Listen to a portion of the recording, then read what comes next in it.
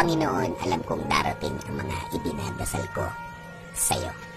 Panginoon, salamat sa lahat ng mga blessings mo na ibinibigay sa amin. Salamat sa patuloy mong pagbibigay ng pag-aalaga sa amin. Araw-araw na kasama ka ay ang araw-araw na alam namin na we will be provided, Lord.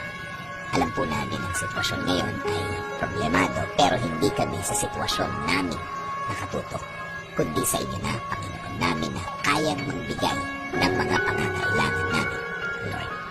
Ikaw na laging tumutulong sa amin, Lord.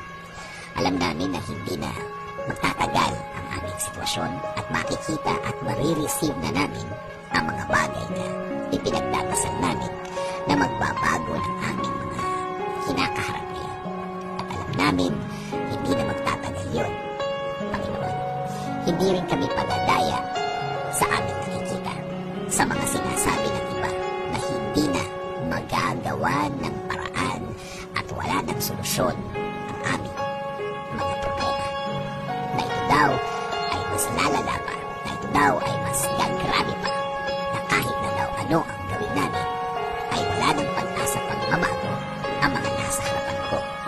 Panginoon, kung salita lang nila ang aming pakikinggan, kung mga sinasabi nila ang aming iisipin, Lord, para ko lang pinahina ang faith ko sa inyo.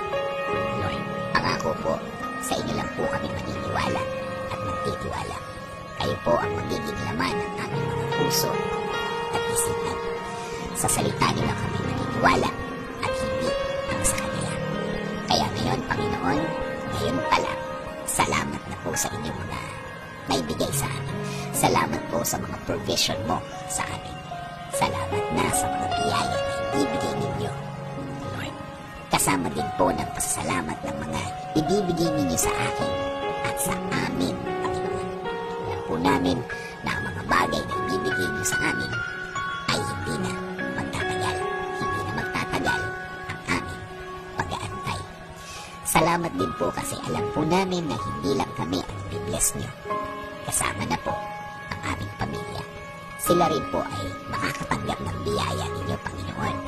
Alam po namin na hindi niyo rin sila pababayaan, Lord. And Lord, please bless our country. Kayo na po, Panginoon, ang bahala sa aming bayan. Please bless our government officials, Lord.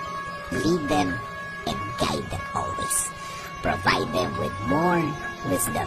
Give them the strength that they need, Lord.